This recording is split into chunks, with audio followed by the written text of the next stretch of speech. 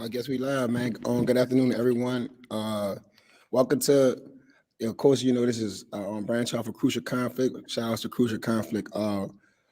We will be starting. Each host will have a different show every Tuesday that we'll be talking about. So every month you have a different host from Crucial Conflict have a different topic and a different show. Um, uh, Tonight, of course, is me, Mr. Van Buren, JVB, Real Talk with JVB. I just honored that our production person, Miss Heather, aka Robin, came up with the idea to start having these type of talks and these type of things to educate, in a sense, our people on some of the things that goes on with different things in society. So my topic dealing this with is the arts and education. So we're gonna like every week we're gonna hit it hard. I'm gonna have different people come on. We're gonna have interviews with some legendary people that's been doing some, been in the educational field for a long time, has been in the arts for a long time. Most of the time, Crucial Conflict, we be on that joking and playing around and stuff like that. But this is some real this show is like the real. We want to educate y'all on what goes on in the educational field. So tonight's topic is talking about the educational system in America. Uh, I have two guests that's on tonight. You know, first I want to say I want you to share. I want you to share the show because it's a new show. This is my debut show. Man, shout out to everybody that support Crucial Conflict. Shout out to all of those people. Shout out to the people that's going to support this show. But I need you to share this post because the topic that we are talking about tonight is very, very important. And a lot of our people don't understand what goes on in the educational system and the things that they could do better in order for our children could get better in the educational field. Um, we've complained a lot about the educational system, especially because I'm from New Orleans, but it's all over the United States of America. We complain a lot, but in order to fix those complaints, we have to make sure we educated about some of these topics that we complaining about. So this is what this show is going to be about.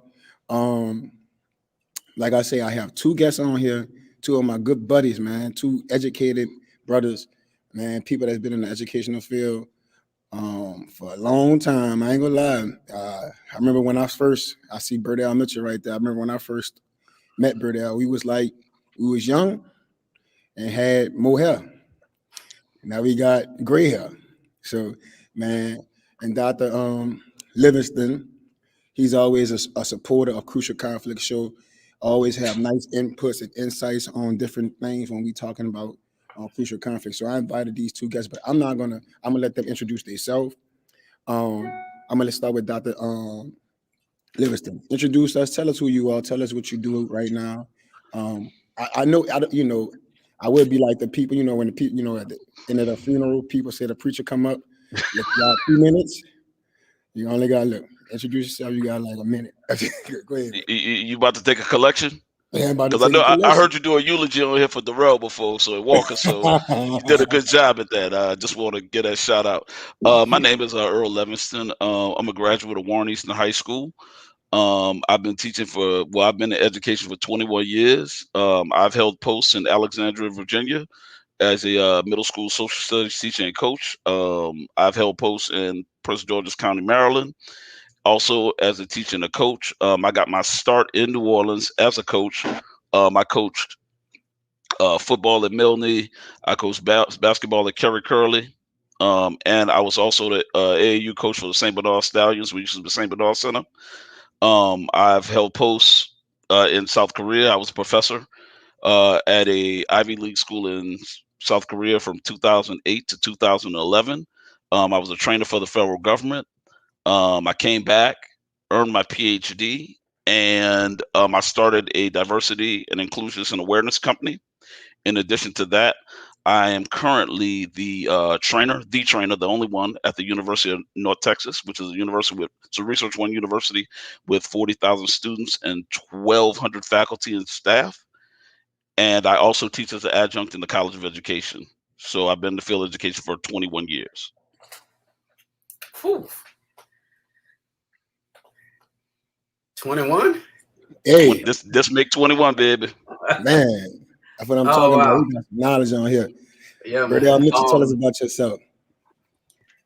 All right. So I'm Burdell Mitchell. I am a former band director. I was the band director at Martin Berman Charter School from 2006 to 2016. After that, I made a move into operations, data manager, operations manager, and then that led me to more positions, athletic director, Field education for 21. a bunch of different things. Made some other pit stops in my career, working with Einstein Charter Schools. Um, oh, she gonna kill me, boy. Deidre gonna kill me because I forgot the name. Moten. Moten, working with them, doing some consulting work, and right now I am the director of operations at Rooted School. And over at Einstein, I was also a director of facility operations for the entire district. Yeah, I've been doing this for a while, and just why Johnny reached out to me is because in my later career as a band director, I really started diving deep into policy and how things work behind the scenes. And that work led me out the classroom and continues to keep me out the classroom and thinking about and executing new and innovative ways to get this education thing popping, man. I'll talk about more about, some of the things we are able to do, I guess, when it comes up to it, JB. You know. Yes, But yeah, man. that's it. I guess I gotta say I guess I don't know if everybody know me, but I've been teaching. I ain't gonna lie, it's been a long time, Mitch. I've been Mr. Lynn, I'm almost close to you, but 16 Yeah. years, man. It's been real, real crazy. 16 years, man. And I started at Xavier Prep as assistant band director over there. I taught in while I was at Xavier Prep as assistant band director. I taught in some Catholic schools. Um, St. Anthony of Padua. I was teaching music, and I got my first band directing job in 2009 at New Orleans College Prep. I was there for 2 years, and then I went to my daughter H. Nelson for 5 years, and now I'm at Aberson Side Academy. It's crazy. It's my 6th year here. Like time be flying, man. Like time waits for no man. Um, but I'm just elated that we, doing a show like this. And look, I need y'all. What I need everybody to do, because this is one of the problems. We need to share. We need to share this podcast because we need to share it on Instagram, share it wherever, because people need to be educated about. They need to be very, very educated about what goes on in the educational system. Um, so let's get right to it, man. Let's get right to it. So I'm gonna ask them some questions, man. Look, we gonna also be looking in the chat. If you got some input on some stuff, we're gonna read your comment, because everybody has opinions about the educational system in America. I just want to say that all we trying to do is tell our side. Some people may agree, some people may not agree. But I'm just really want our people to be more educated on the educational system and some of the things that's holding the educational system back from being better than what it can be. So my first question to you fellas, man. My first question. I'm gonna start with the 21-year vet. Mitch, he got you. So what do you think is wrong with the educational system? I know that's a broad question, Oh but yeah. I know. I So mean, what do you think? let me ask you what part. From which side? From the administrative side, from the national side, from the district side, or the Let's talk. community side? Let's talk about the national side first. Okay. Um, right now, our Board of Education really is just a body. It's just, U.S. Department of Education. That's all it really is. It's a body. We don't see them. They do divvy out money based on Common Core, and it's such a bureaucracy that we rarely have contact with them, and they rarely have contact with the schools, and so they're almost out of touch with what's going on. And with a country as big as ours, with as many districts as we have, it's kind of hard for them to manage everything. So I think the bureaucracy of the system is one of the major problems with them not able to be actually hands-on or to have more of an impact than they really should as the governing body. That would be my answer, Mr. Van Buren. What about you, Mr. Mitchell?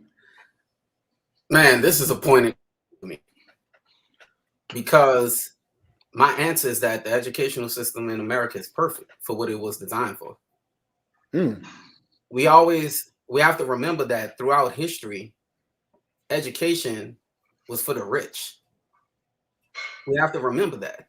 Even the way that New Orleans is set up, New Orleans is a perfect example about how the streets are laid out, the neighborhoods are laid out.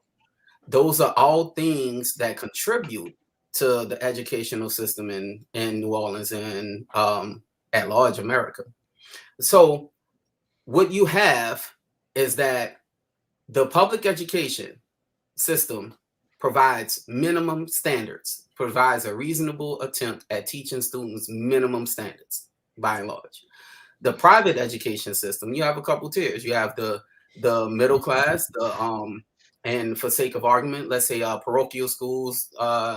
There's a bunch of them. I don't want to shit on nobody, you dig, but there's a bunch of parochial Catholic church-driven schools that used to be the basis of education. And then once education became free, they became the lowest tier of the elite schools.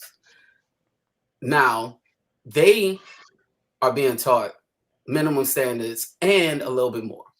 Now, the higher tier or rung of education, I'm talking about where the elementary school is like Trinity, and that's my church, but I can't afford to send my kid to Trinity, where an elementary education costs $20,000 a year. So that education teaches people how to be what they want to be and put the connections in the hands through birth, through camaraderie, through all of these things, like you're growing up with this knowledge. So if you think about that in a parallel to how the neighborhoods are set out in New Orleans, the mansions are like on St. Charles, but then 3-4 blocks away is the hood, because you got to keep your help close. And so while you have a Stuart Hall on Carrollton, you have a James Weldon Johnson 6 blocks away off the pretty street to educate the kids of the workforce. And so yeah, I think it's perfect for what it was designed to be. It is designed to be a tool of not oppression, but indoctrination. The public education system in America. And if you can accept that, then you can accept that it has a ingenious design that's just replicated over and over and over. Yes, there are outliers. But in my opinion, it functions the way it's supposed to.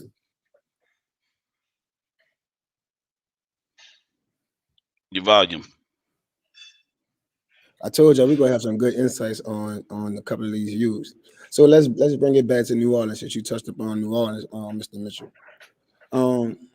What is the problem in New Orleans? Why has education been hit so hard in a negative way in the city of New Orleans? And I know you mentioned one thing about the lights just went out. One thing you mentioned, one thing about how St. Charles, you have the matches on St. Charles street blocks is in the hood. So what do you think is really, really hurting? I'm gonna start with Mr. Mitchell this time. Really, really hurting the city of New Orleans as far as the educational system. In my opinion, and this is my personal opinion, the problem is lack of community, and by extension, lack of parent, and then by extension, community input. There are so many things that parents can control in their individual schools. So many things that parents have input on. They have to be involved in some of the conversations. They have to be. You can't get these millions of dollars in funding, and let me state that all schools don't get millions of dollars in funding. That's real, but you can't get certain pots of money without having and demonstrating a lot of parental input. So I'm not talking about showing up to the report card conference. That helps. That does help.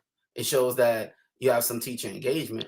But when the parents don't dive deep into the actual policies, the actual people that are making these decisions, the reasoning why these decisions are made, that is what's hurting the educational system in New Orleans.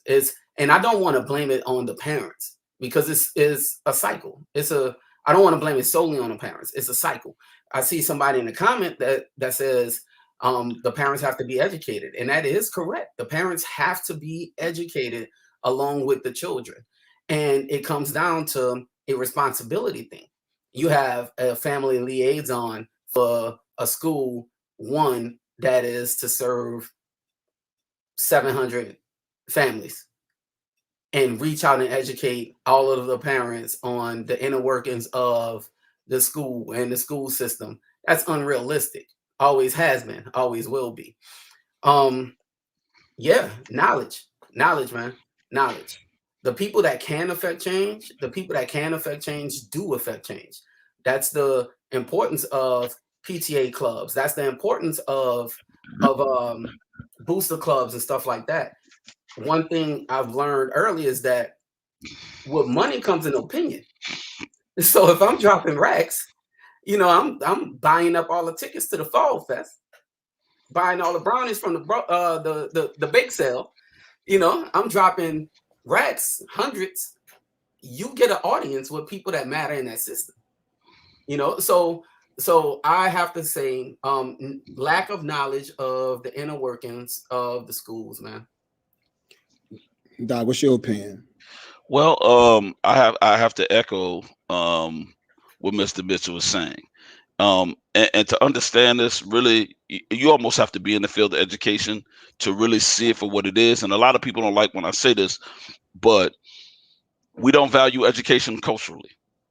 As a city, as a collective, we don't value education. We don't value it.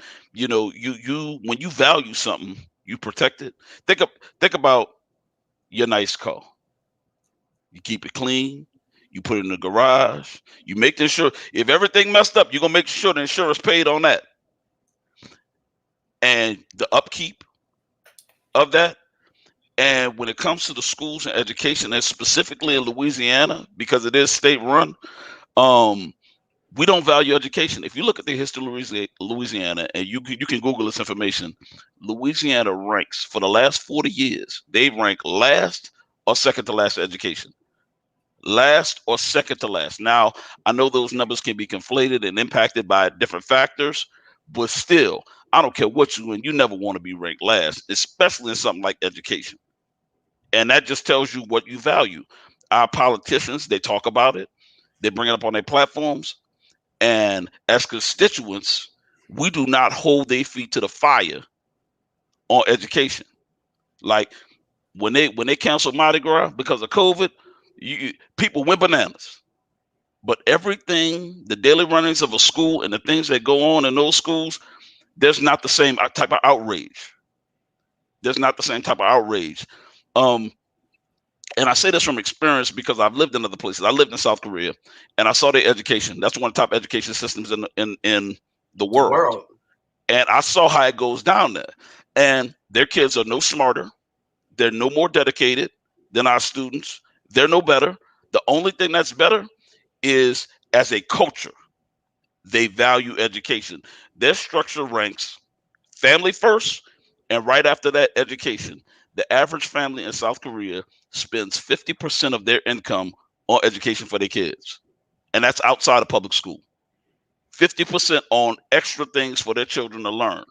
And so what we do, we compensate our children with things. Rather than time, we buy them stuff. They got all the PlayStations. They got all the Air Force Ones. They got all the Jordans. They have all these things when what really is needed is time.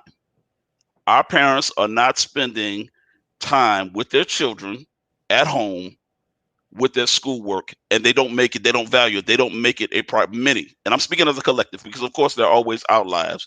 But as a collective, we just don't value education. We don't value it as Americans, and specifically as Black Americans, as a vehicle, because education is the difference in socioeconomic class.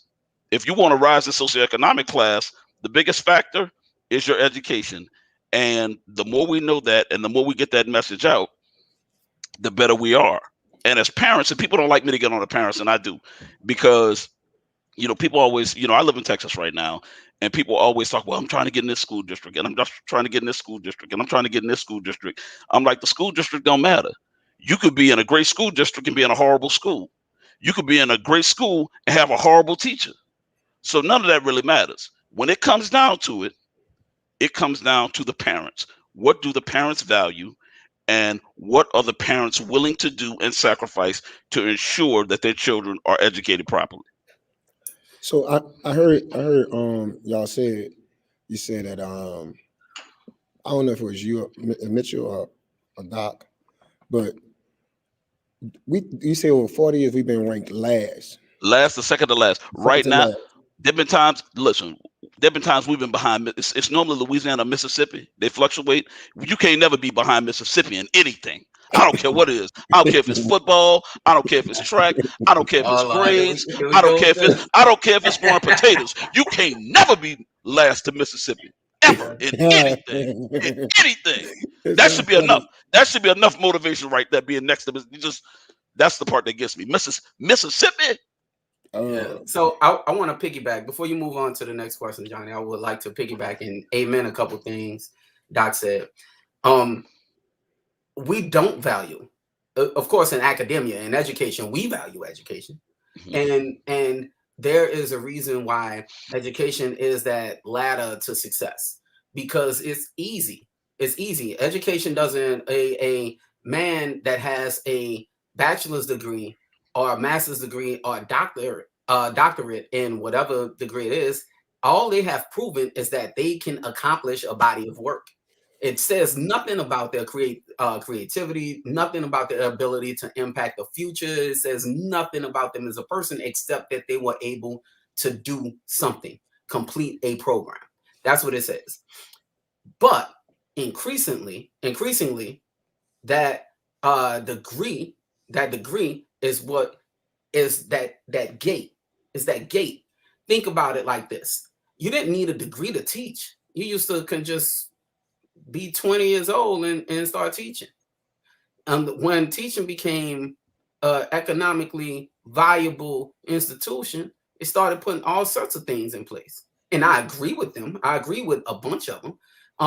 Think about truck driving. Truck driving. You used to just drive on a road, and then once it became an economically viable instrument for people to move and change class, then they started putting things in place like the CDL licenses and the exams and all of those things as a barrier to weed out people. So another thing about like the parents in education is a very simple question. Ask your parents who is on the Bessie board. Do they know what the Bessie board is? Do they know what the Bessie board is? In my experience, my very limited 16-year plus experience, not a lot of people know that.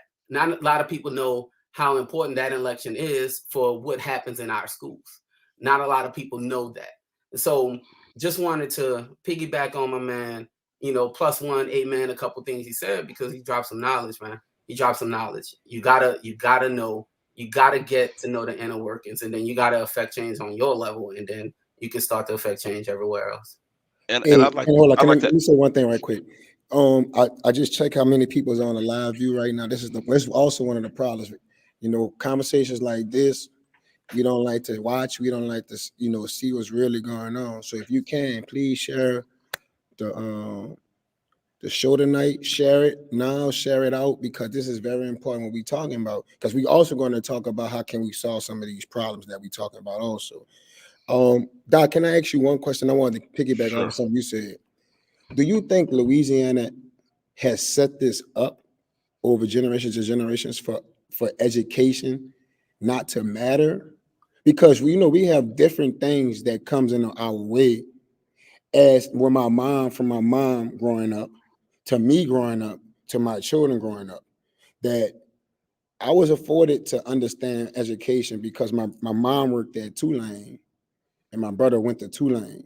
And I understood that, and I ain't never want to be my brother to be better than me and nothing. So I had to go get me, but everybody don't have that because we have people that's been slain in the same situations, generations after generations after generations.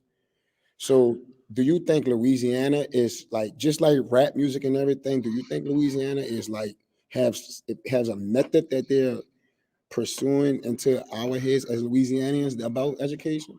Now, this is anecdotal. There's no research to back this up. And I like to use the data and use the research. But when your data says for 40 years you've been ranked last or second to last, one can only think that it has to be intentional. You can only think it has to be intentional. And one thing that you can't argue with everything going on, with all the misinformation and mistrust out there about a lot of different educational problems, one thing that you can't argue with is laws and legislation and policy, because it's there. You can go back and read it. So you can go back and read these policies. You can start looking at these leaders. And that's what I want to talk about, because you brought up that Bessie board. And this is a problem that I have specifically in Louisiana and a lot of places. These people that are on these boards of education and that are on Bessie and all these other places, we need to start looking to see what their teaching history is. Have you ever taught in a school?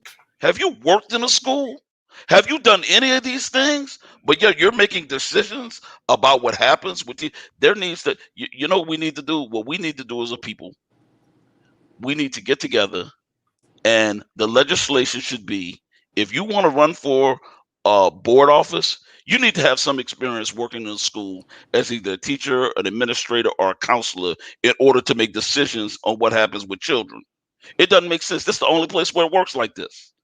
This is the only one of the only fields where it works like this, where you can go into and be a leader of something and have zero experience in that particular entity.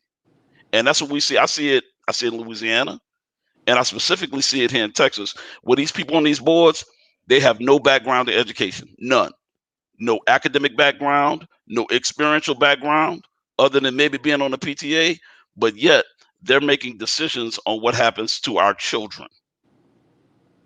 Hey, I want to introduce Ashante Wyatt. I know, if I'm not mistaken, I know she ran for, I don't remember, for a school board or the Bessie board or something like that. But I know she's want what's best for our kids.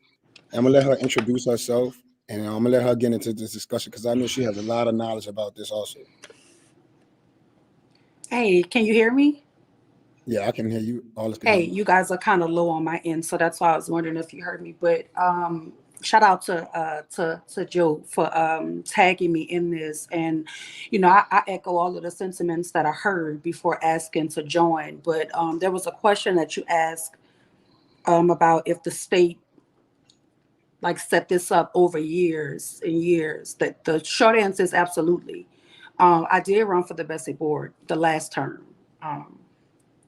And even though there was a lot of support for me, there's a lot of outside interest in our education system that did not allow me the opportunity to serve on that board, because what education has become in my community and is starting to replicate across this country is business. It's a big business model. It's no longer about making certain that our kids are academically inclined. It's about using them as commodities to get to what they want. And that's just to control the interests of education so that they could control the economics in our community. They could control the way that we are allowed to go into the workforce. So for me, I think the suppression of education is purposely done because you want a community of servitude. You want people to, to pick up your trash and to wait your tables and to bag your groceries. You don't necessarily want Black children to head corporations or to open up their own entrepreneurial business. They don't want that here. And that is evident in the way that they're pricing us out of our communities. That's evident in the way that they've chartered our entire system here in New Orleans. It's evident in the hierarchy. You have CEOs now in place of principals. So it's a business model here. And I think what is happening in New Orleans is so egregious, it borderlines on criminality. And I think that unless we start to hold elected officials accountable to the things that they're supposed to be held accountable to, you're going to see this system replicate itself predominantly in poor Black communities, because that is the reason they targeted New Orleans. They didn't target us because we were, ripe for experimentation. They targeted us because we met the demographics of their experiment. We had to be poor. We had to be predominantly Black. We had to be, like the doc said, so distracted by material things that we don't focus on the important things. Education is going by the wayside because they caught us asleep at the wheel when Katrina happened. And we were so eager to send our children back to school, we didn't assess the type of schools we were sending our children back to. So when you ask if this was years in the making, it absolutely was. They were planning for Katrina 10, 15 years before Katrina happened. Not saying they knew Katrina was going to happen. They just were waiting for the right disaster to capitalize on it. And Katrina gave them the door by which they blew our education system completely apart. So absolutely, I totally believe that it was years in the making. I totally believe it was by design. I don't think anything is by accident here in New Orleans. And when you think about us being in the bottom educationally, look at the things we're leading the pack in. Mass incarceration, we're at the top. Because if you keep us, down in terms of educating ourselves, then you answer the question about why the juvenile justice system is the way it is. Why are Black children overly incarcerated? Because you're undereducated. Why are we constantly in a cycle of poverty? Because we're undereducated. Why can't we afford to get out of this cycle? Because we're undereducated. Everything leads back to education. So when he said it's the culture, it absolutely is the culture here. And it's also the culture of the Black elite to look down on the Black poor because they want a seat at the table that they think is going to produce the better gains. And that is not on the side of the people. It's on the side of the politics. It's on the side of big business and corporations and the people who are funding their coffers so they can run for office. So when you're wondering why a lot of leaders look Black in our community, but we're still very undereducated, very poor, that's because they don't do what's in the best interest of the people. They do what's in the best interest of themselves. We have a Black mayor, we have a Black DA, we have a predominantly Black city council, but yet New Orleans is ranked at the bottom of almost everything that matters. So it's not just about putting Black people in positions to make decisions for us. It's about educating ourselves on those Black people who we put in positions to lead us. That's what this is about. Could I Yeah, add something I to talk? want to hop in real quick too, Oh, boss. go ahead. I got Yeah. something too. Go ahead. My thing is very, very quick. In my education 101 class at LSU Shreveport, when I took LSU, education 101 class, I had a teacher from Arkansas. She was a doctor from Arkansas, and she hammered home that point you made, Doc, about Doc Earl, about having experience. Having experience in the classroom. Like the smart thing, you're not gonna let a person that doesn't have a finance degree or finance background that be the CEO of a hospital. Or you're not gonna let a person that went through a alternative education program to operate on you. You're not gonna let that happen. Right? The standards are in place for that. That's where the degrees and all the requirements come in place. So I want to 100% agree on that. And our educational system hasn't been modified. It's not set up to create factory workers. I wish that were the case. We would be 200 years above where we are now if that was the case. Our education system is still based on the agricultural calendar. So that's why we're out for summer. That's why daylight savings time and all of this. So once you recognize that, like, man, this stuff we're not really making progress without changing some of the key components, and yes, they are always outliers. There are always outliers. You have some people doing some great work in this sphere, and they're trying to move the needle and push the limits of what's possible. Say the things, be loud and proud about it, and affect change where they are. You did. Well, Doc, I want to add something to what Dr. Wyatt said, and it's really important. And it goes back, and I'm going to use a historical anecdote with this. All right. So when you look at history and you look at slaves, right? One of the things with slavery is slaves were not allowed to read and write, right? Literacy was taken away from them. And what I always ask my students when I talk about this, what's the intent? What's the intent of not allowing someone the ability to learn to read and write, right? And so when we fast forward now, we have to start looking at the intent. What's the intent of keeping people, specifically a group of people from a certain demographic in certain cities? What is the intent on keeping them uneducated? What's the intent? And what Dr. Wyatt was saying was 100% on. Why? You always gonna need a lower class. Think about it. 50 years ago, those jobs, like, you know what, like at nighttime, ride around New Orleans at nighttime and see who cleaning the buildings at night. Who cleaning the buildings right now? Us. Us and who else? The Mexicans. Mexicans. Yep. You see, that used to be our jobs. But because some of us have risen or refused to do that anymore, those jobs has now moved to a lower class, and now it's immigrants. Yes. Right? But you always need a lower class, Mm-hmm. and you have to look at that intent. And the intent on keeping people uneducated is so that you will have that lower class who's only qualified to perform those jobs or to get arrested to fund the prison pipeline, to fund that. Absolutely. Because crime pays. It always Absolutely. has. And so I totally agree with everything she's saying. And so what we need to start focusing on, just if you don't leave with anything else, leave with the word intent. What is the intent? Why would you do that? And when and it doesn't take a PhD, it doesn't Right. take a college degree, it doesn't even take a high school diploma to understand intent. Why wouldn't you want somebody to learn and have a great education? Why? Why would you? So if you start looking at the intent behind that, it's very, very obvious. Well, and to that point, which is another thing that charter Oh God. has perpetuated in the educational system, is this idea that degrees and experience don't really matter, which is why they can pull kids off the street or from other lanes of work and say you can teach, because degrees didn't start losing value until we started to attain those degrees. Because at one time, to be a teacher, you had to have a teaching license. That's what it was. They started to do away with the credentials slowly. You didn't need to be, licensed to teach. You didn't need to have an advanced degree to lead a school. And you didn't have to have these things to be a principal. Well, to your point that was made earlier, I heard the young man say, there wouldn't be a hospital I would walk in and expect that my doctor does not have a background, MD behind his name, or some sort of training or formal experience with what he's getting ready to do to me. Education is the only profession by which you can walk off the street and pretend to do school.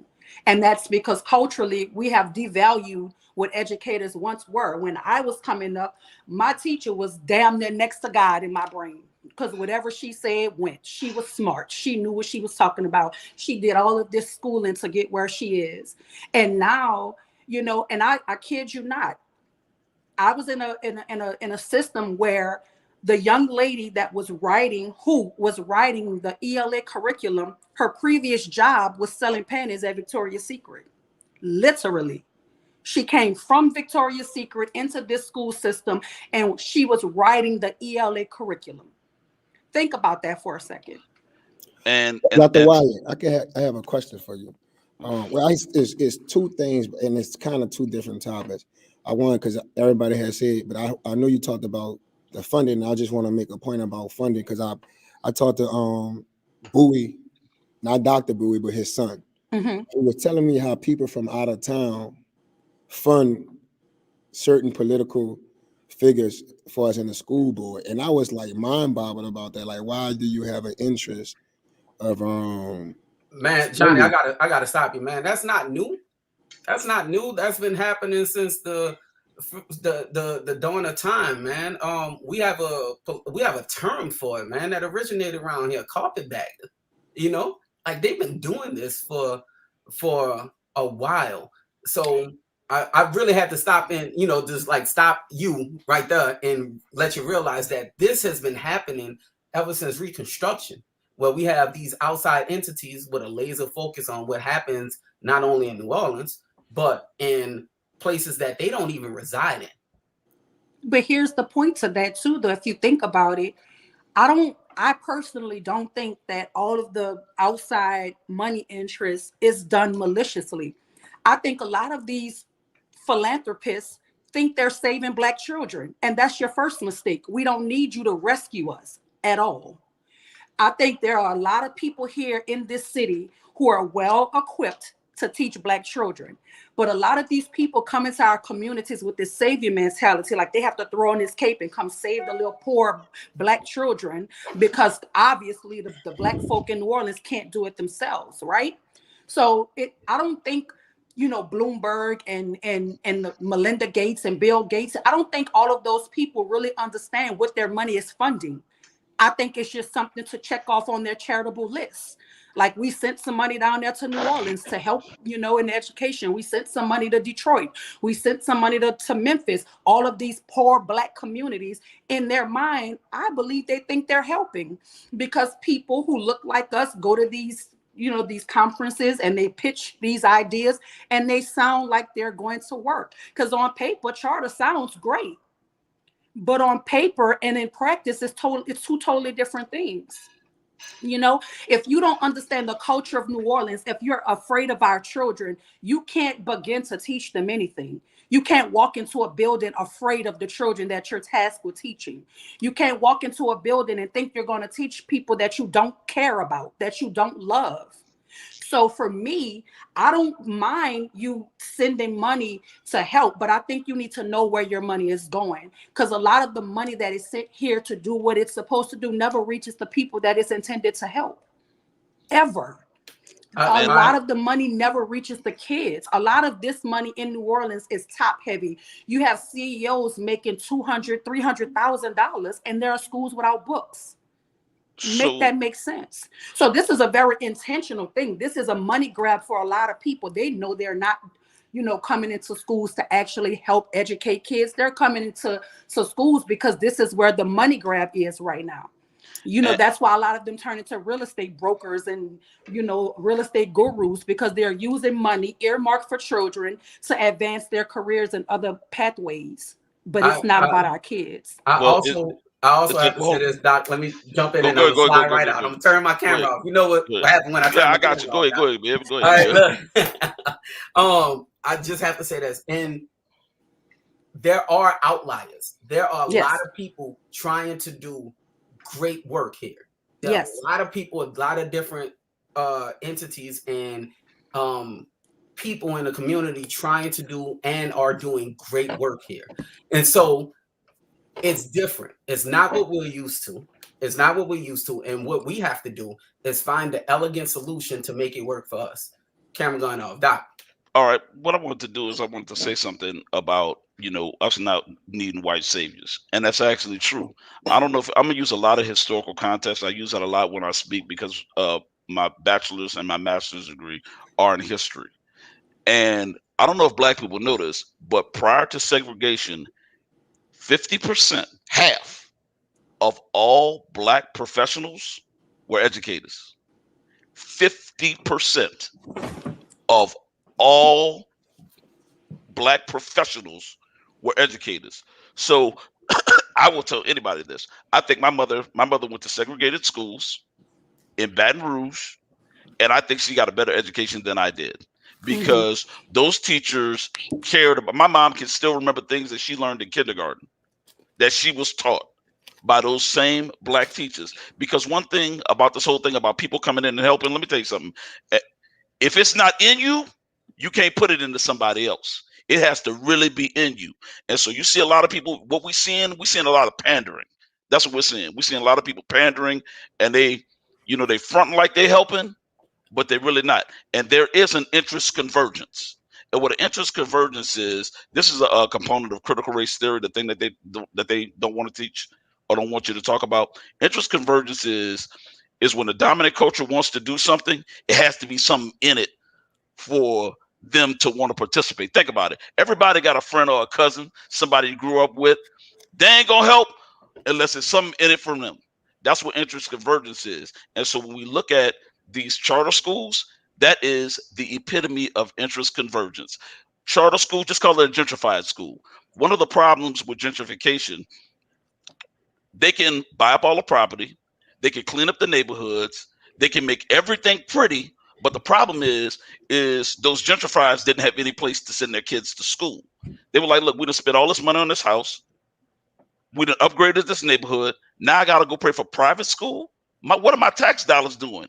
And that's what Nothing. their tax dollars did. Their tax Nothing. dollars got them, because this look at the places where charter schools are prevalent. And Dr. Wilder will tell you this because I know she studied it just like I did at Xavier. Check this out. In academia, you know what we're getting, you know where our readings and most of our information is coming from? Chicago. They use all, and I'm like, what's going on in Chicago ain't gonna help me in New Orleans. All of our information comes from Chicago because they were one of the first people with this gentrified system to start realizing what was going on. They were like, hold on, wait a minute. Why do these people want to get involved? Because there's an interest convergence. It's something in it for them, not just to do it on their own.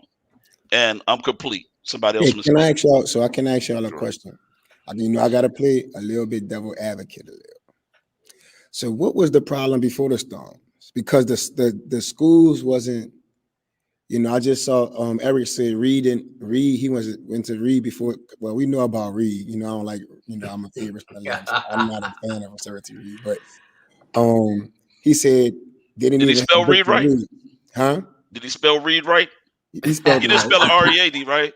No, he spelled it I right. don't like Reed either. I'm sorry, I had to do it. I'm sorry. I know it's serious, but yeah, I don't like Reed either. I'm gonna bow out here. I'm gonna gracefully bow I'll out answer. because Doc, I was Doc, still pre-Katrina. I was a wee lad, you went So to McMahon, yeah, I did. Graduated 99. That's a very important fact for the rest of the people on this planet. Graduated 99 too, yeah. So yeah. There's nothing wrong with graduating in 99. You were old enough to understand what was going on pre-Katrina. So let's just start with the schools were not the best pre-Katrina either. There were issues pre-Katrina, but that didn't give you the right to come in and blow our entire system up and say, we know how to do this better. Right? Because by their own formula, if you use their own formula of what was considered failing, we only had a handful of schools that met the criteria for failure on their rubric, on their metrics, right? A handful. Right now, present day, if you use their formula, there are less schools doing what they said that the reform was supposed to do. So right now you have about 8 schools, maybe 9, that you can say are doing okay, and the rest of them are struggling. C, D, F schools, right?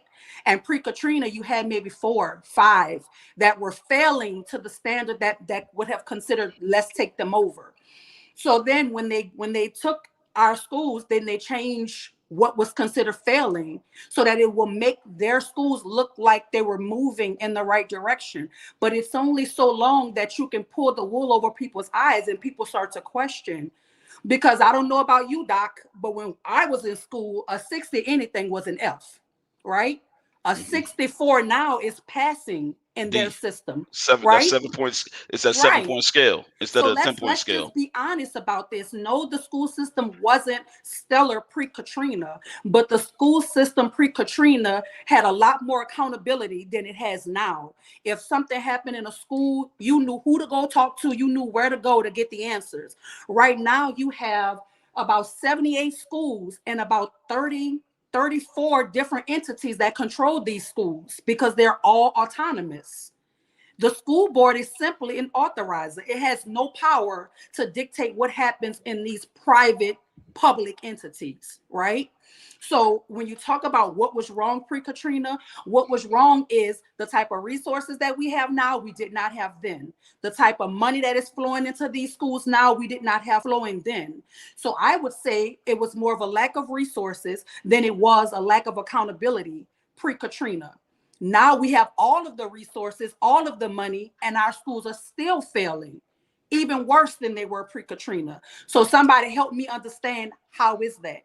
So if you would have taken our system and plugged the holes that needed to be plugged, fix the issues that needed to be fixed, rather than blow the entire thing up and say we know how to do it better, and the data is telling us that that's a lie. You haven't done anything better than we were doing pre-Katrina, because a lot of what you said you were going to do is not being done, not effectively, not significantly. When we talk about research terminology, there's no significance in what they're doing now that we couldn't have done then, had we had the resources, had we had the money, had we had the interest in what education was pre-Katrina. We should have fixed our issues rather than blow the whole system up or throw the baby out with the bathwater.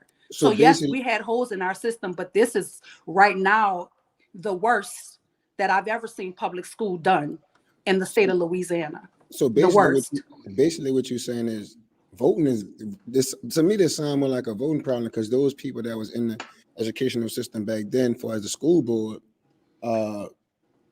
it was like a different type of thing that was going on. I don't want to mention it, nothing like that, but those people could have actually been voted out, because you couldn't. I don't think you could fix the problem with the same people.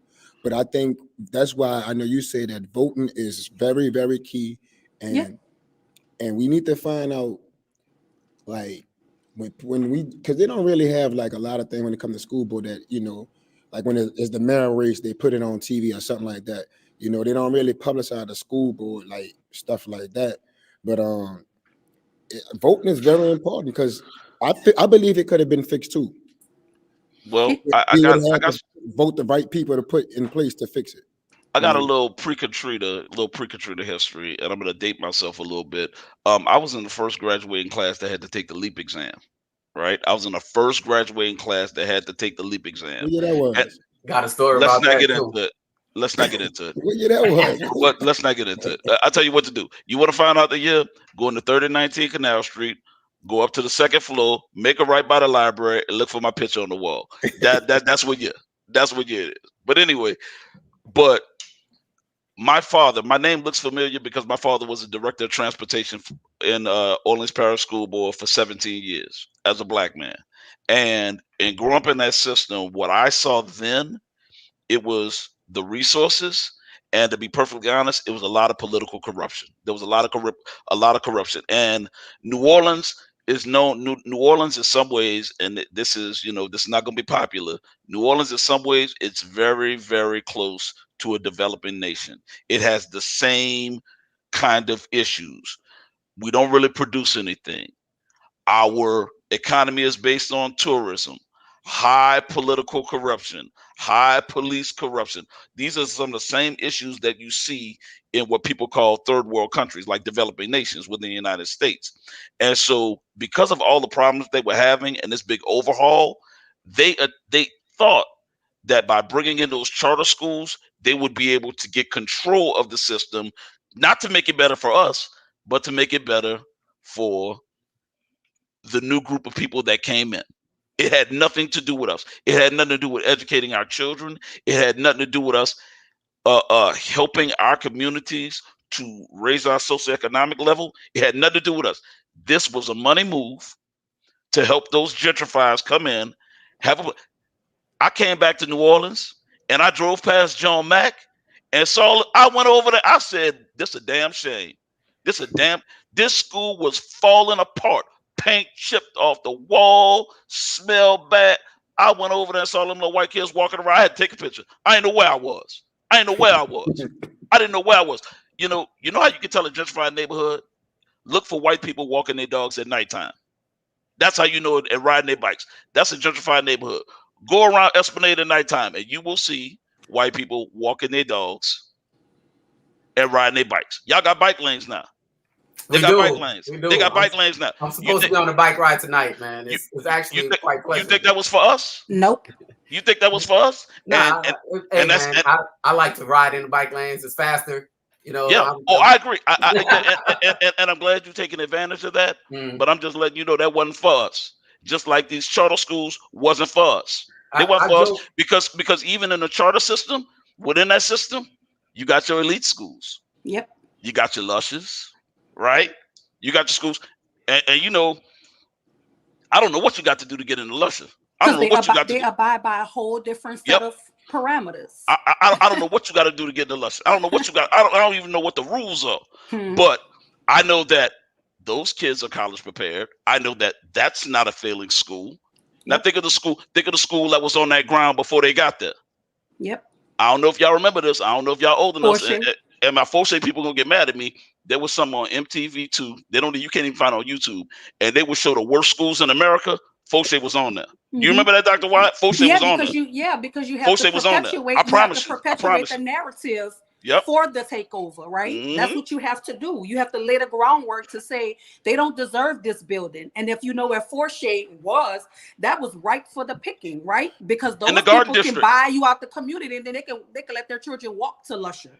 It's in the Garden District. They need to get you out first. They never wanted you in that neighborhood. So when Katrina happened, because with all due respect to Forshey's alumni base, they fought with their lives before Katrina happened to keep that building for that community, for their base, right? And then when Katrina happened, it was disaster capitalism. It was let's compromise with the Negroes and say we're going to have Lusher at Forshey. Like that's any better, right? But the Forshey demographic can't get into Lusher even if they gave blood and a kidney. You can't get in there. Let me add a little bit of color to this conversation too. And it goes back to one of the very first things I made about the educational system being perfect. In that triangle of let's say from State Street to let's say Marengo, Claiborne to Ferret. You have Ursuline, you have Newman, you have if you go a little bit further, you have De La Salle, and then you also have Fauché, you have Samuel Green, you have McMain, you have Allen.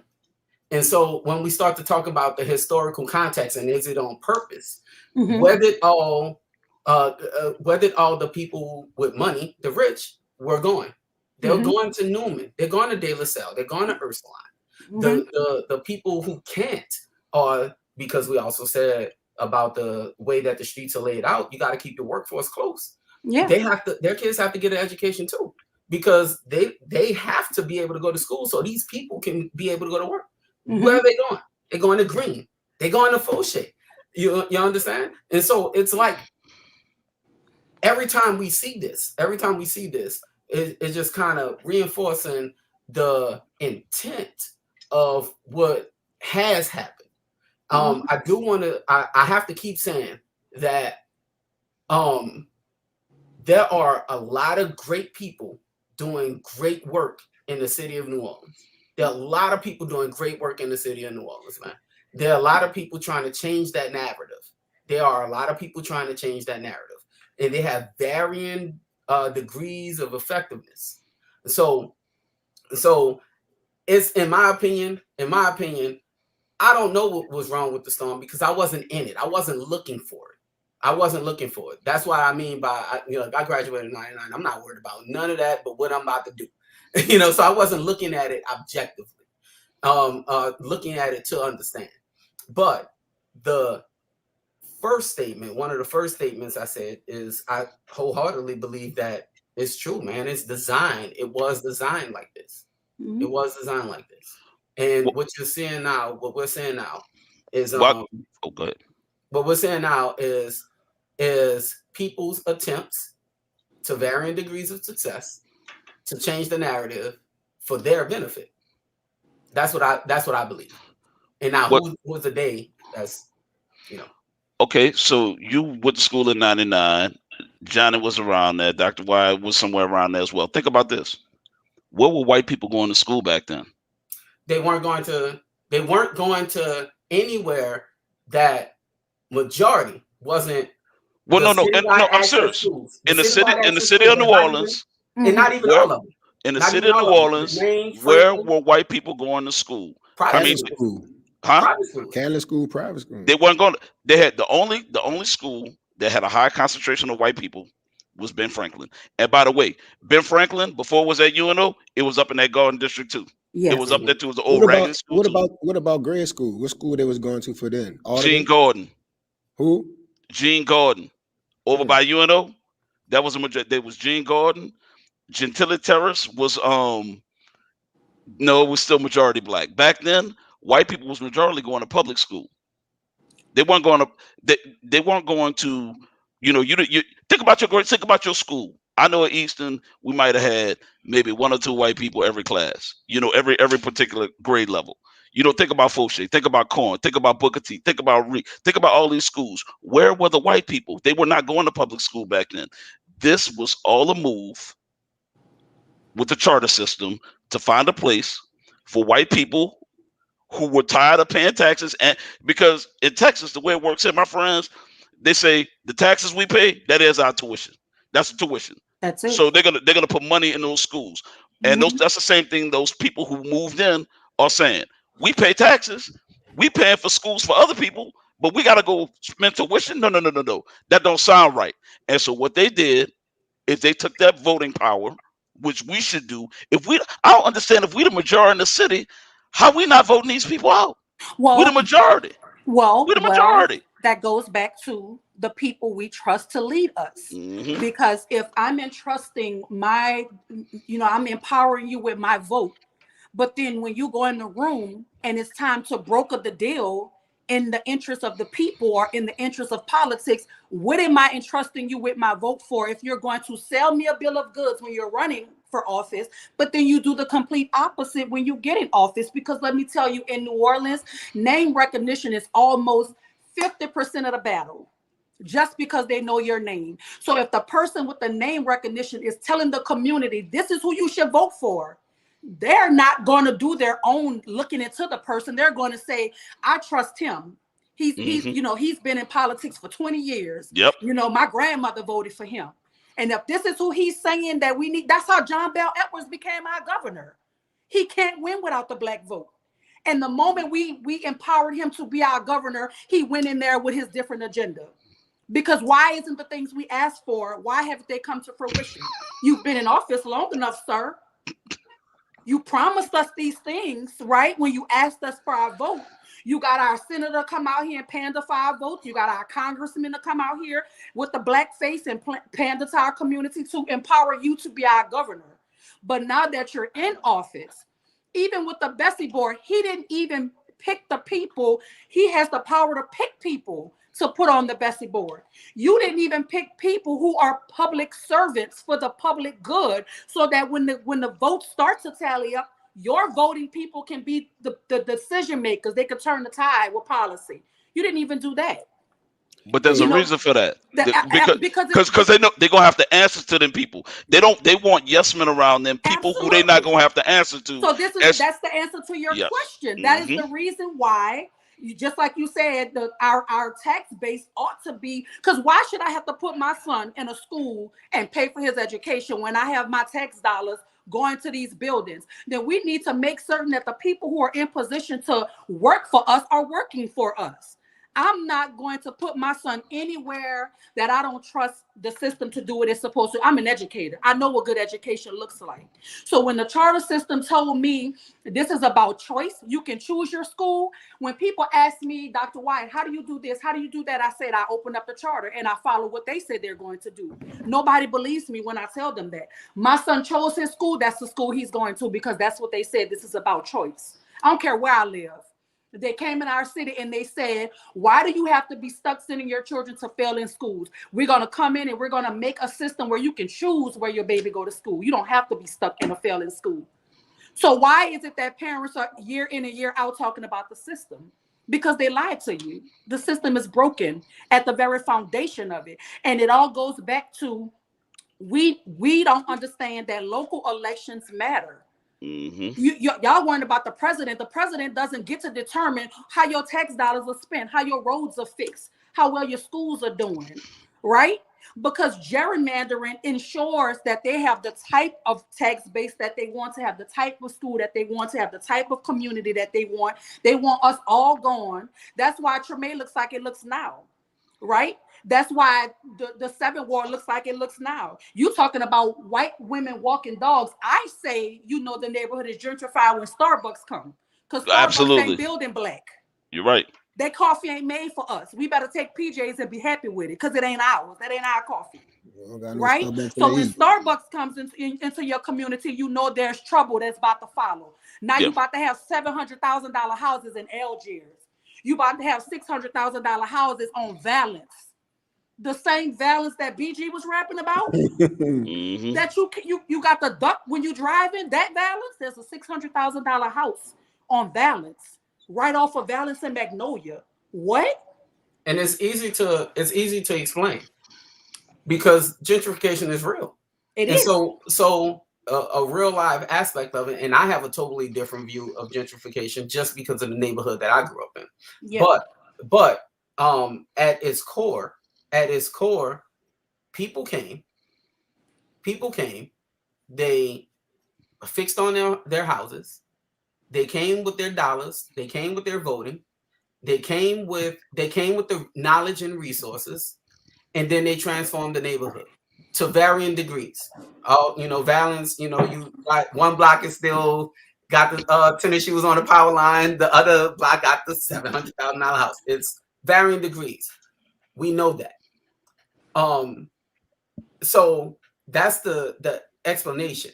And I know this is very unpopular, but on my block where I grew up in a Bywater. And so on my block where I grew up, all our homeowners were Black. And then came time to sell after Katrina, and some of them held it on for longer. They actually sold their homes and moved to the areas that they wanted to move to. And so then that neighborhood, Bywater, I'm talking Independence and Rampart, Independence and St. Claude. It was hood as all get out, right? Oh, I know. And now the homes are worth $450, $700, $600,000 and stuff like that.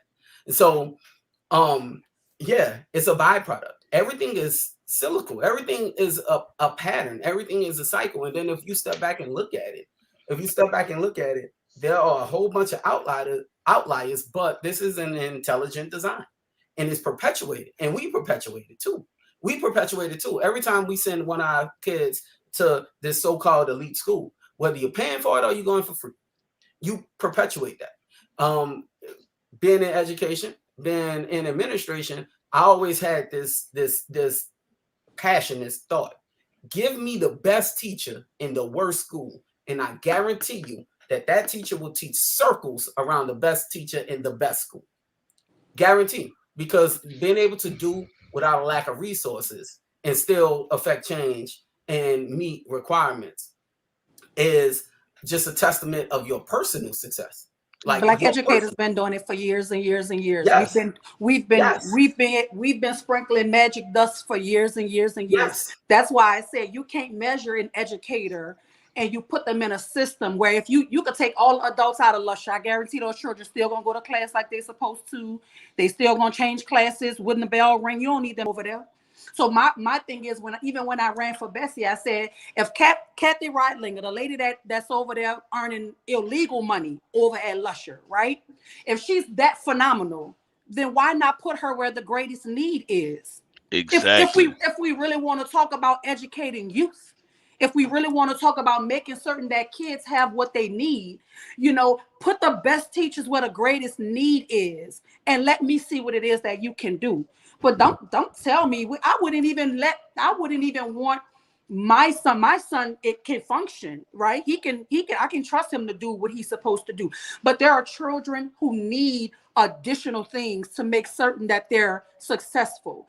And if you have a formula over at Lusher that works, why are we hiding that formula from the struggling schools? Why is this not like well known? What's the recipe? Everybody should have it. Because Right? because that recipe is only for that school, right? It is. But we're talking about kids, right? Yep. We're talking about feeding the needs of children. So we know it's not about kids then. Absolutely. Actually, I want to ask Johnny a question. So check this out, Johnny.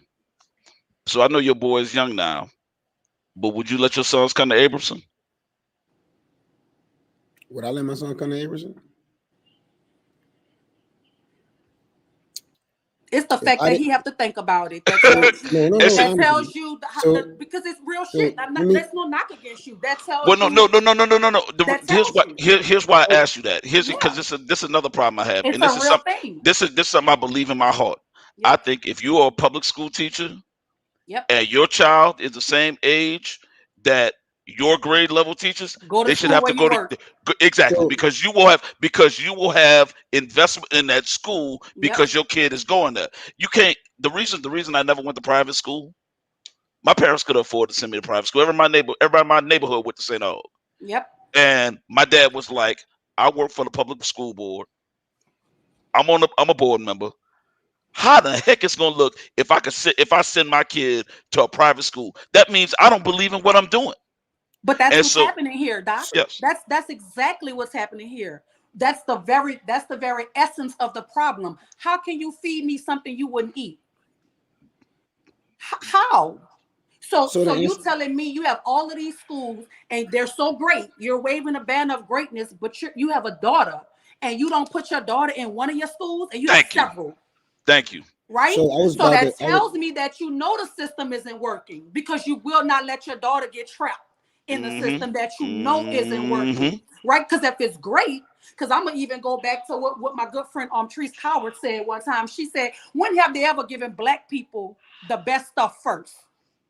Never. So come on. So you know there's a flaw. Yes. If they want to push this charter thing on us, they know it's not best. Because when Mm-hmm. have they ever done right by black people first? When? No, they're using our children to experiment on to have some data to then go to these other cities and states and say, look, it's working. Hey You Doc, know, it's Doc, working. to answer your question, because you kind of caught me off guard with the I, question. I know, I did. I know I did. You I real mean, like that's caught me what you have off. to think about. Yeah. So, so let me say this: if I had to send my child to a public school in the city of New Orleans, I would let them come to Eris with me. Okay. I would All right. feel more comfortable with them. Good I answer, I Johnny. have, Good Okay. answer. but I have different views about how people think certain schools are better than other schools as far as Mhm. high school level. But because Yes. I know, I mean, but my children are in grade school. But that is one of the things that I do struggle with. Like when my Yeah. kids go to high school, like I'm one of them teachers that like I have my mind. I got to change my mindset sometimes, and Yeah. I don't want my kid to come to the school that I go to, and all of a sudden the kid play with me. I'd be like, hold up. So I really don't also believe in my kid coming to the same Yeah. school with me. Well, listen, I appreciate the honesty, and I mean, shout out to you folks for saying you will send your child, where you are, and I think the hallmark in that is it's because you're there, Yeah, right? It's because you're there, and so to me, like Doc was saying, there's a certain level of buy-in that you show me as a Yes. parent that if you have children and you work at this school, and I'm not talking about just a teacher, there's leaders, there's CEOs, there are Mm-hmm. principals, who have school age children, and they're paying Country Day and Jesuit and all of these other entities to educate their children, but you're feeding your goodness to us. You're saying how well your schools are doing. They're so great. Y'all waving these A banners all over the place. Well, if it's that great, then you have to tell me as a parent, why is it that it's not good enough for your child, but you're trying to convince me to give it to my son, Now we right? got a bunch of teachers on here. Let me ask you this: you ever Mm-hmm. heard a teacher say they was bad at teaching? You ever No. heard a teacher said, "I'm terrible, I'm Nope. awful"?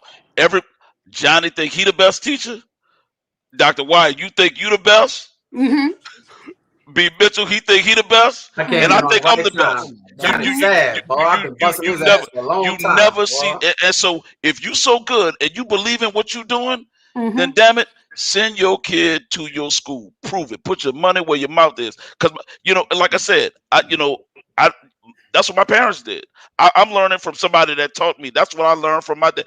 hey, So, and I but thought Doc, about it, and it's Doc, real. Think Doc, about Yeah. think about. Go ahead. Doc, it's let me say this. I feel It's you. hard teaching your own children, man. Oh, I know. Oh, So I know. Doc, Oh, like No, I I we're know. feel what not you saying you have said. to teach your own child. We're saying, would you put that child in the system that you work for? in We're that not school. saying that you got to be the one I'm about to, educating them, cause because look, we know No, that's no, no, hard. no, no, not your class. No, no, no, no. Listen. I done taught around the world. I've been teaching for 21 years, and I told my Yes, students this morning, I have zero patience for my son. I have none, and I yes. hear myself. I hear myself when I'm teaching him. I hear myself when I'm talking to him, and I have no patience for him. None, But the none. thing So is, I get Doc, it. I understand. to your point too, when you talk about knowing that you're great, you know, I think what makes me good at my job is knowing where my blind spots are, knowing where my weaknesses are. That is why I employ the way I do. Because if you don't love my children, you cannot work for me.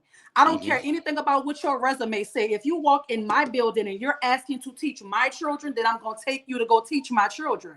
Cold. I'm talking about a cold lesson. Just go in there because I want to see how you interact with them. I want to see what you do when they're talking and you don't expect them to be talking. I just want to see how you naturally are with my children because we all look great on paper. I can make my resume say what I want my resume to say. But does love have a place in education is the first thing that I ask every teacher that wants to work for Dr. Wyatt. Do And, you and I just love do you love what you do? and I want to give a shout out to Eric Smith, and I want to say something real quick. Eric, that Teacher of America's killed this city. That's a whole nother show. Oh That's a yes, whole indeed. show by itself. Oh So yes, we indeed. we can't get into that, but that's a 3 hour show It on is. Teachers of America. It Don't is. don't And, don't don't. and We're not even. I hear what you're saying, but we ain't going there because that's gonna take us. That's gonna take us down the rabbit hole because that But I'll is. just I'll just say this though, Doc. When we talk about Teach for America and the and the other guy on put up the Bessie board, you do understand that one of the hand in hand. the executive level leaders in Teach for America is your Bessie board representative, right? Talk about ethics. Talk None. about conflict of Zero. interest. Zero. So then you understand how this thing perpetuated itself because if you are in charge of making certain that this entity gets the contract and you work for this entity, then that's why Teach for America is what it is in New Orleans. Well, here's my thing. So if you have underperforming schools that aren't doing well, what you're Mm-hmm. gonna do is you're gonna get teachers who don't have the minimal. They don't have the minimal credential to teach. Throw them in a classroom in the hood with a culture they don't understand and expect them And to say make succeed. magic. That's what Teach of America is. That's the biggest. And if you look at Teach of America, I'm sorry, I'm not gonna get into this because that fires me up. If you look at where they located, look at the area where Teach of Milwaukee, San Diego, Detroit, Mm-hmm. Chicago, New Orleans. These are majority black cities. Yes. You And see let's where just this is and let's going? just go on the record and So say this. Not so all I'm of gonna them are stop. bad. I ain't talking about it no more because I'm Not gonna all get of them Yeah, are mad. I I'm was gonna bad. get about Let's mad go for on the real. record and just say to say not that. all Yeah, people, not all of the educators who come through Teach for America Mm-mm. are bad, which is why we say they're outliers to every situation. But Absolutely. by and large, it's Woo! doing a The collective. disservice Mm. to the black children in these black communities. They're doing a disservice by and large. Yes, you have some phenomenal educators that have come through that pipeline, but by and large, they're The doing a collective. disservice to black children and black communities, and that is a fact. That's can I? criminal. That Teach of America is criminal. That is Yes, criminal what they're doing. But go ahead. I'm yes. So sorry. can I say And this? no more Teach of America. I'm done. I'm sorry. Can I That say makes this me also? mad. I'm gonna tell you That this. gets under my skin. We I went said, off I'm gonna on say a this. whole Looking, tangent. I Sorry. work. Yeah, that pisses me off, bro. I'm sorry. That make So me let me tell mad. you. Real, real, I'm gonna tell real. y'all Woo. this. I don't like them people. I worked in charter schools since a band director since I've been a band director. Over the years, when I first started teaching, man, it was like horrible. Like I used to have coworkers, like white coworkers in the Teach of America, that can say that they want to teach our kids, but never could ever speak to me or my other black coworkers. And I was in a mindset of like, I would tell the kids like, these people ain't your friend like you think. And you closer, when you start speaking your mind, you know what happens. Hmm. You know what I'm saying? You know what happens. So, man, it was so bad when we teaching black kids from New Orleans. When I first started teaching at New Orleans College Prep, we had nobody that was teaching a core class from the city of New Orleans.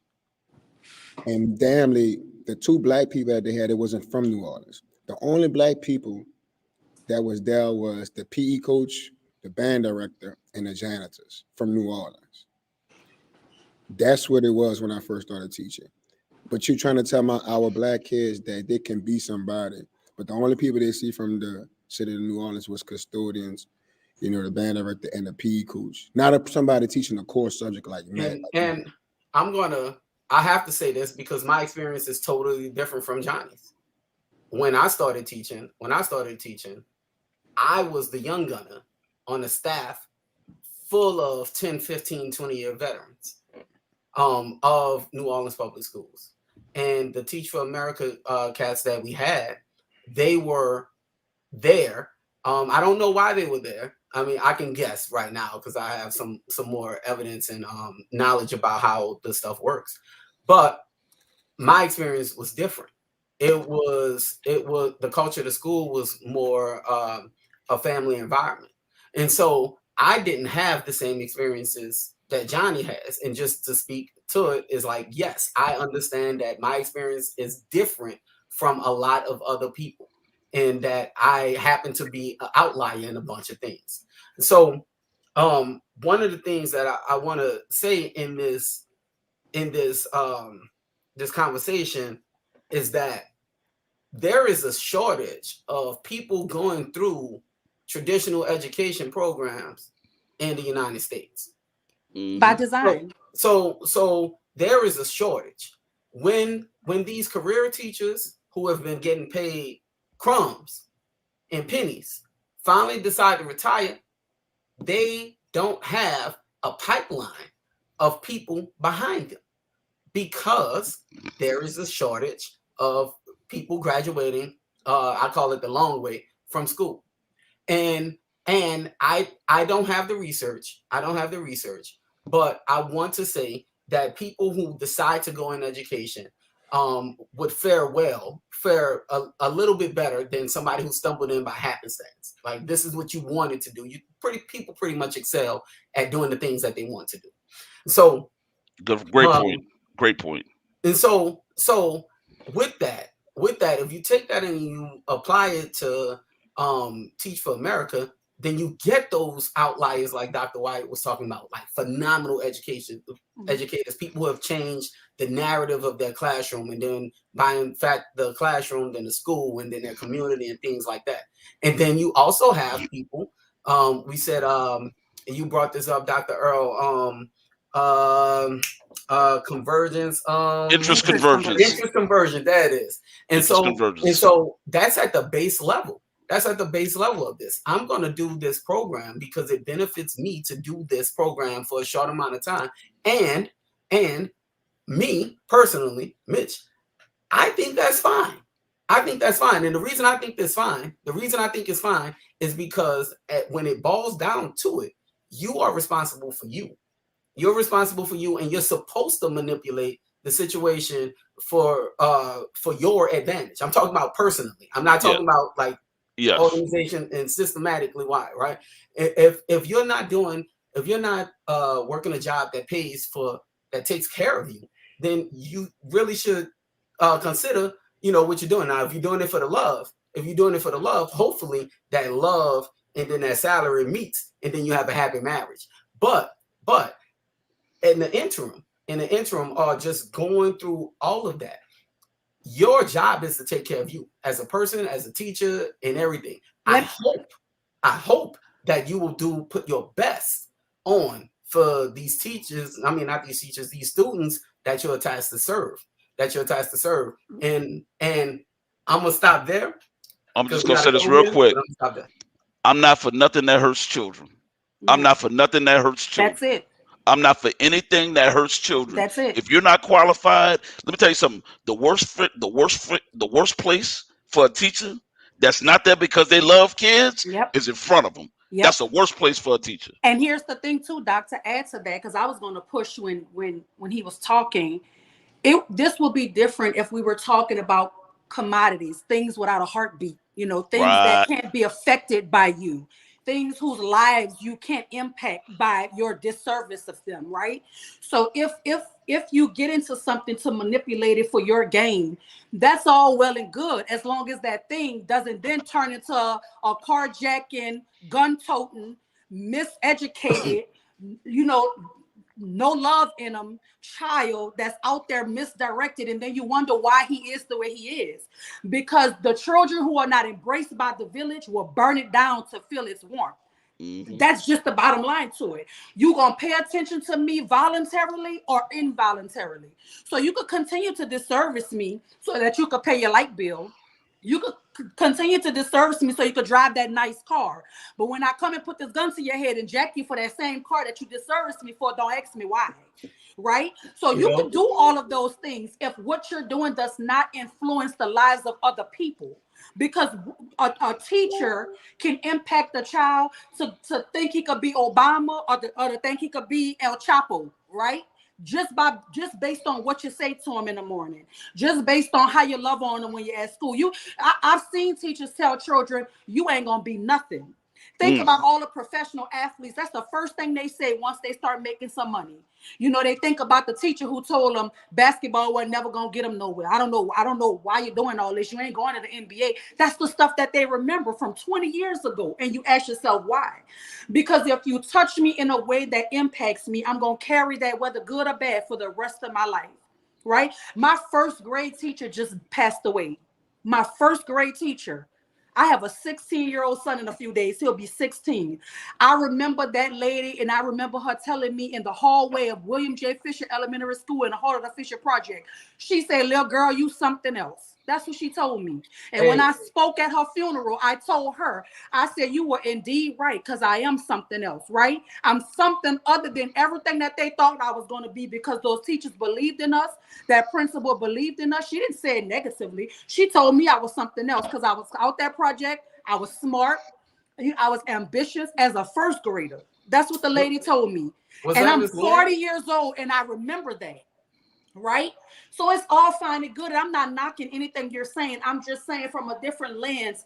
If I was just working on cars, or if I was stocking groceries, or something that's, that doesn't have feelings and thoughts and blood running through its veins, then I can take that. But these are children who are dependent on us to get it right. And when we get it wrong, we pay a severe price. New Orleans is paying a severe price for getting it wrong for a long time. Yep. Right? And I'm serious about this. I'm serious about Black children. I'm serious about education. I'm serious about Black community. I'm serious about Black love. So when people hear me talk, they think I'm angry. I ain't angry. I'm passionate. Because I can bring it down if I wanted to. But when I'm talking about the miseducation of children, it's personal to me, and I take it personal. And I'll be ready to fight anybody who's knowingly disservicing my children. And I say my because they all belong to us, whether you like it or not. So the things we do matter, because what we do to these children 10, 15 years from now matters. It matters. What you said something that's real. You made some real good points. And I want y'all to think about this. And I want the people watching, think about this. You remember your teachers. Yep. You remember them. You remember the ones that were smelly. You remember the ones that came to school hungover. You remember the ones that was mean to you. You remember your teachers, because teaching is generative, meaning you learn from them. It's supposed to be generative, meaning you learn from them and they learn from you. And teaching is emotional. When you're teaching and you're really teaching, you immortalize yourself. That's what people say. People always say, what's the greatest thing about teaching? I say you become immortal, because even when you're gone, the lessons that you have taught continue to live. It lives through them. It lives through their children and their children and their children. So you always stay alive as a teacher. Yeah. You always stay alive as a teacher. And more importantly, when you were just talking about that structure of, teachers being there and putting into you that confidence, and let like people, like I hear all these athletes and all this stuff talk about, I ain't gonna even lie. I ain't never have nobody tell me I wasn't gonna be nothing. That was never the messages I got. The messages was always, you are going to be something. You're going to do something great. You're going to be. I never heard that message. And a lot of that programming that they put into me when I was young, it stuck with me. Yep. It stuck with me. So there's this guy in Texas, and he's a total sellout. But he said something really important. He said, he's a sellout. He is. He's a straight coon. And he is. I'm sorry for the language, but he is. He said, your most important elections in the country are the school board elections. Yep. And the reasons those are so important, education in the United States is compulsory. That means it's illegal for you not to go to school. You Yep. have to go to school. You have to come in contact with a teacher at some point, whether it be at homeschool. You have to come in contact with for 12 years of your life. You Yep. have to go to school. It's against the law not to. And so, with that being said, with something that everybody has to go through, this shared experience that we all have to go through, our school boards are the most important election because these are our children, and these are the people who are maybe gonna take care of us, maybe not. And I have a lot of confidence in the generation coming up now. I really do. I have at the university level, listening to them, hearing them. Johnny was in my They're class with my fearless. students. They're fearless. Exactly. Johnny was in that classroom. He saw them. Mhm. They're fearless. Think about it. In the summer of 2020, what did you see out there? You saw Vans, skinny jeans, and skateboards. That's who you saw out there. That's who you saw out there. And that's the children that we taught. That's the children that we taught that's out there doing this, making a difference. And they're the difference, they're the generation of change. I could And talk to y'all forever, but they say we have to wrap we have to wrap Yeah. it Yeah, up, huh? I was about to look, man. we'll have to I get ain't up gonna lie, again. We'll get up again. man. And You know, you better be my Facebook friend, Dr. Wyatt. I'm Listen, telling you. It's gonna listen. be on and pop. It's gonna be on. I'm gonna start leaving you nasty messages. You deny my request again, you dig? I'm gonna get straight New Orleans East on you. That's yeah, sometimes I need it like that, so I know you're serious. Straight hey, New Orleans. That's straight New Orleans. That's hey, man. whoo boy. I ain't I gonna lie. wanna, I'm gonna give and y'all some I'm closing gonna go remarks, but first. I do want to also, because we got next month we're gonna do this show again, and we want talk more about the education, but I want to get into the parents portion, Okay. deep into the parents portion, because I know we talked about a lot about the system, Yeah, All we right. touched but on it. we in these trenches every day, Yeah. and some of this we can do better also. Absolutely. I I just agree. want to say that. And, So and, I want and to dig listen, deep into that next time, Doc. but look, it's not just the parents, because Dr. Wyatt brought up something. Think about this. It's us too. Yeah. Yeah, It's us too. Because you know how she said, um, everybody is her child. She's Everybody. absolutely right. She's Everybody. absolutely right. It's us too. When you've been out in the store and you see a child acting up with his mama and you don't say nothing. I do. My wife say something to me. She be like, you don't know them people? I said, I don't care if I know them or not. You're not Yep. gonna sit there and disrespect your mom in front of me, because when I was growing up in New Orleans, this is what I remember.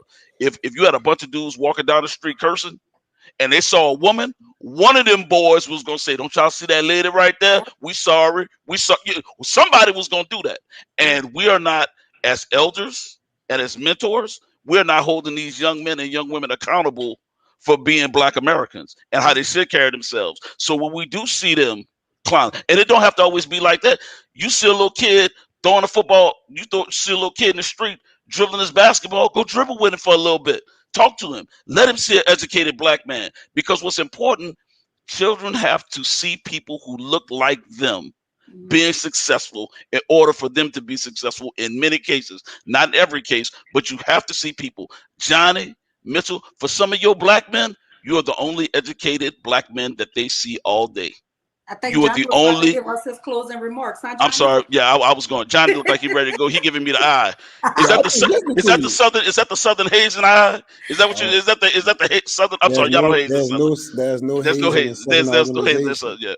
Yeah, yeah. I felt like a crab for a minute the way he was looking at me. Hey, but look, next month I want to dig deep into that subject about what Parents. can we do better, what can parents do better, because it's really big. It's a big thing that Definitely. just dealing with even band stuff. It's just I see Jordans, but I can't get another subject. That's another day. That's a Oh, whole different subject. woo! So Um, Come off suspension with some new Jordans. hey, I'm gonna let y'all get y'all closing remarks right quick, and then we're Okay. gonna end the show. so Uh, I'll go first. I'll volunteer to go first. Ladies and gents on this show, Johnny, thank you for inviting me to talk with everybody. Thank you. This is a discourse that needs to happen a little bit more often in a little bit more authentic way. And hopefully what you're doing here can go really, really far. There are a lot of opinions shared, and these are all our personal opinions. Yeah. And of course, we attempted to back these up with facts, anecdotal evidence, and things like that. And so the common thread that we have, I believe, and I'm taking the liberty of speaking for everybody on this panel, is that there are things that we can do, and we must do them, but we have to start by knowing what we could do to affect change on our level. And then from there, sky's the limit. How we get there, that's the art, that's the magic of it. But the important thing is that we all get there. Yeah. After you, Dr. White. Yeah. So I'm just gonna say this. The whole premise of this show was, if the education system in Louisiana was, I guess, working as it should. The legislative auditor. So these are facts. This is research. 72% of our children can't read and do math on grade level. I think that's criminal. That's just the way I see it, because you can't have 100% graduation rates if you have 72% of children not reading and doing math on grade level. So that tells me that there's some social promotion going on. There's just, you're just passing children through a system. And what we're going to find is, the college level is going to start to be impacted greatly by the disservice that is happening in the K-12 system. You're going to find that educators on that level are going to be dealing with fundamental skills that they should not have to be teaching because we disserviced our children at the K-12 level. And so I think this is, the conversations like this should serve as a wake-up call for not just educators, but for parents, for community at large, to say that we have to start taking education serious, because nothing works without education. Every profession is predicated on teaching, and so until we do right by teachers and the teaching profession, and we start to really invest in our children, I think every system behind it structurally will be broken. And at this point, we could do something about it. If we continue to move in this direction, it will be irretrievably broken. And that's just not what we want. And like Doc said, Louisiana is historically last or second to last educationally. But when you look at all of the things we're leading a pack in, it's a byproduct of miseducating our children. Wow. And so we have to start to look at the impact that miseducation is having on the prison system, on our economic system, on, our poverty levels, our crime levels. All of that is impacted by the way that we mistreat our children. And so if I want to leave you with anything, it's going to be the fact that we have to start loving all children, not just the ones that we find to be, tolerable. We have to love all children. And when we start to love children like we love our own, I think we will start to see us fix this thing. You can't just worry about your kids because the building is on fire, and it's going to take all of us to put it out. So that's just me. I'll leave you with that one. I know I shouldn't have let you go first because you took some of my thunder. First of all, I want to go ahead and thank Mr. Van Buren for hosting this. That says a lot about you as a person and your character. And I want to leave you with two words today. And these two words are love and kindness. We hadn't mentioned them the whole time we were on here pretty much. And so what I encourage you to do as Black folks, especially with each other during these hard times, love everybody and be kind to everybody. And I just have one other thing I'd like to add to Darrell. Walk ain't that no more, dog. You ain't got no school. So See, man, let me say That this, was a man. little- I had to do it. I'm sorry. I had That to was do it. mean. I wanted to I had to smash do on it. I that. had to do it. Say, but I really appreciate y'all for coming on the show, and I also appreciate because look, we need to have see another thing I liked about this show is because I don't think all us agreed on certain things too, Right. and healthy conversations is needed, and conflict sometimes is needed with respect. You know what I'm saying? They had some things that I was like, I don't agree with, but I feel where you're coming from. You feel what I'm saying? And I think that's what I appreciate about this panel. You know what I'm saying? I appreciate that. And I appreciate y'all for coming on. Bowie told me to hit you up, Dr. Wyatt, but I've been teaching all day, so and I kind of got on late for this because band practice just ended up with about 7. So well, anytime you're talking about this, you could always call me. I'm trained to go when it comes down to this type of stuff. Anything about my community, I'm game. So look, next Tuesday, I'm gonna just say it. Next Tuesday, Tuesday in November, the first Tuesday in November. Can I get you guys to come back on and we can discuss talking about the parents and what we can do better to make education? I gotta check my Palm Pilot. Man, you ain't got nothing to do right now. I'm solution based, so I'm all about talking about solutions next time. We don't put the issues out there, and I think that next time we should when we get together, solutions should always be a component of what we're talking about. Absolutely. Real talk. Look, one thing I wanted to say was the one thing about these conversations is, and this is where I blame some of our people. We need to start sharing this type of stuff also. Yeah. You need to get the word out. I always get on my kids about y'all be getting mad about we was having a fundraiser. All it is a click. Just share it so it could just get out. The more people that see it, the more people can be educated on this topic. Yeah. Also, don't forget to watch Crucial Conflict on Thursday. We will be talking about, I think, the J State and Talladega battle. I think they did that. We're going to get into a deep discussion. And also, the Texas Southern versus Southern University battle is on Saturday. This band battle is going to be going down. Crucial Conflict Thursday is going. Now, this was a real talk show, real downer. Crucial Conflict will get a little crazy Thursday. Yeah, I was told I could have my yak on Crucial Conflict. I got my yak on that one, so So I'm just gonna let you. So Thursday at 7:00 tune in to Crucial Conflict. Next Tuesday we will have another 1 hour shows with another 1 hour host from Crucial Conflict will have. I don't know which one it is. I don't know if it's Darrell, Matt, but they're gonna be talking about some interesting subjects. I think Matt is dealing with music business, and Darrell will have a review show. And Burger just gonna have a show where he just jokes. But anyway, that's Burger. But I appreciate all y'all for coming on. If I ain't learned nothing tonight, the one thing I learned is that we got to push the right people to be in place to change some of this stuff that go on in the educational system. They had a lot that was said, but we always say this: voting is very, very, very key. Very, very key. So you might want to tell people that there's an election coming up. Our city council elections are coming up in New Orleans. When is that? Because it's actually, they pushed it to November because of the storm. It would have been October. Yeah, but the election is November. Don't quote me, but I want to say the 12th. I want to say, but it's in November.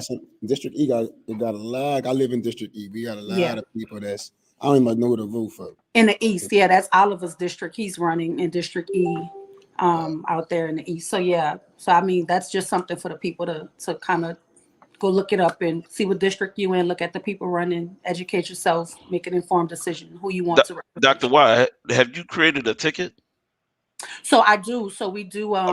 We do, and I also do a live around like early voting to tell everybody what's on the ballot, because a lot of the times the amendments aren't talked about, and so we break down the amendments, what a yes vote means, what a no vote means, and how it affects you, as a taxpayer. So we do that around early voting time. Yeah, make sure that Johnny get that link, that ticket, because they got the NOLA bandhead group, and it's a bunch of people in there, and then you also have Crucial Conflicts, and it's a good way to pass that information on so our people can get out and vote, because we y'all got to take the city back. Y'all got to do it. Hey, and if y'all don't, y'all should follow Erase the Board Coalition. Erase the Board Coalition. That's all things education primarily, but they also talk about elections and things that impact, as a voter, as a taxpayer. It's on Erase the Board Coalition, so it's a plethora of information.